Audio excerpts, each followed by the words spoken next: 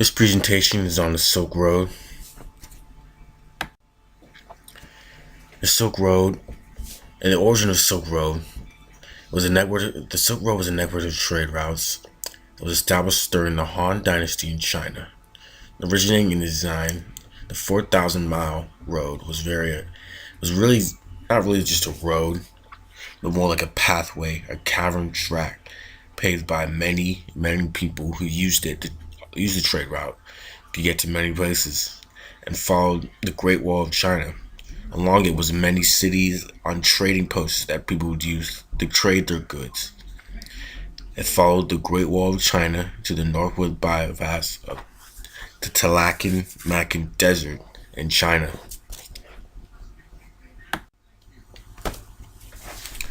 As you can see here, the Silk Road starts in China and goes all the way through Central Asia, into Persia, and into Africa, and through into Europe, Western Europe, Rome, Constantinople, and over here you have paths into India. India was involved in a lot of valuable spices coming from India, gold coming from Africa, Egypt, into all these other places, India, Central Asia. You had another path to the Mongolian. They controlled a good amount of the trade up in the northern part of it, where you'd have more nomadic, mobile traders right here along this area. Very popular and very valuable everywhere, and only they knew how to make it. It was spun. Silkworms spun the silk out of the larva to make the very well known cloth, and very popular status symbol in Western Europe.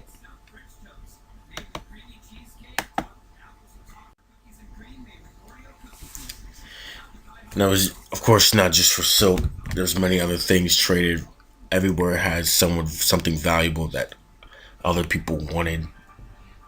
From like East Asia, of course, you have your silk, but also from China, you had gunpowder. They invented gunpowder at the time. Paper was very popular. They were the first to originate paper. Real paper, their own version of paper. Spices from India, such as cinnamon. Yeah, like cinnamon and other spices like paprika and other popular spices you could only find in there, exclusive to the area. Silver and gold. Africa was known for its silver, many witches, and gold. Wine from Europe, Eurasia, more from the western side, because Rome was known for their wine and sought after throughout Asia. The Mongols' expansion throughout the Asian continent from around 1207 to 368, helped bring political stability and reestablish the Silk Road via the Karakoram. It really helped bring the empire together, and it was controlled by hordes of nomadic tribes in the north region around the Mongolian Empire. It brought an end to the dominance of the Islamic Caliphate over the world trade, because at the time Islamic nations around here ruled most of the trade. And once the Silk Road opened to more of the Mongolians and Chinese, they were able to take over that easily, because they didn't have the same type of valuable stuff that they had. Because the Mongols gained control over the trade routes, the trade circulated throughout the region. Trade circulated throughout the Mongolian region, and they had their own route through their own version of the Silk Road through Central Asia into China. Though they never abandoned their nomadic lifestyle, their very mobile lifestyle, and very able to move around, which is why they were able to make such a big empire and conquer so much land.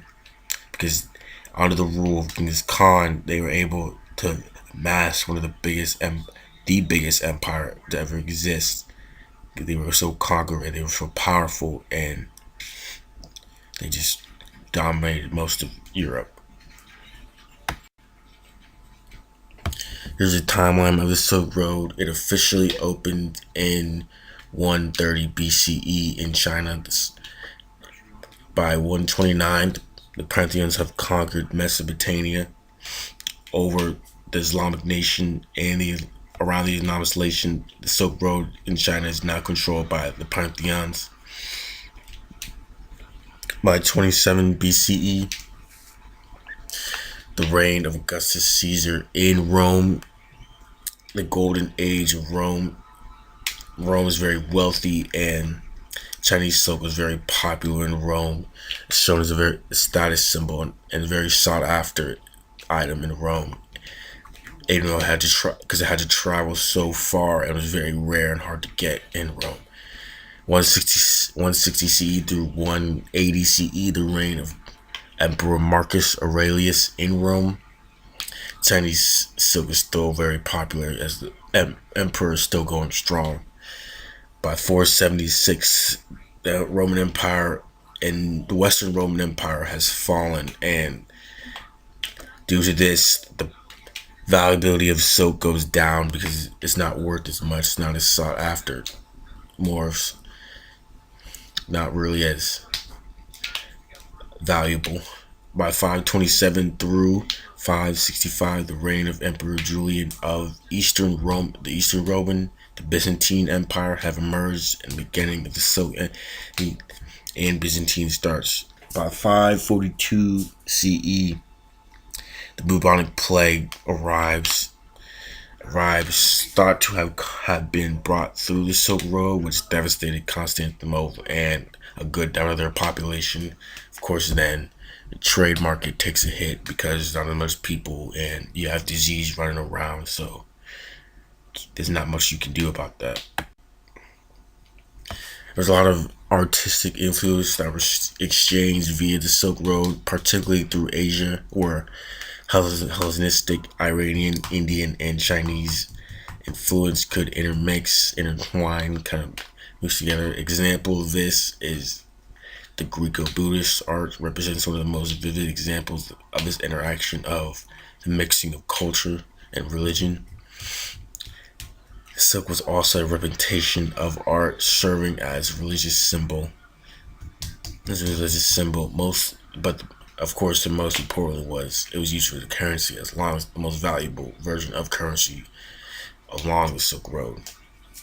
This statue right here is the head of Buddha, run by Alfred Foncher, who was a French scholar who said that he first sculpted the image of Buddha located in Geharda could identify as a Hellenistic features, a mix of culture over there.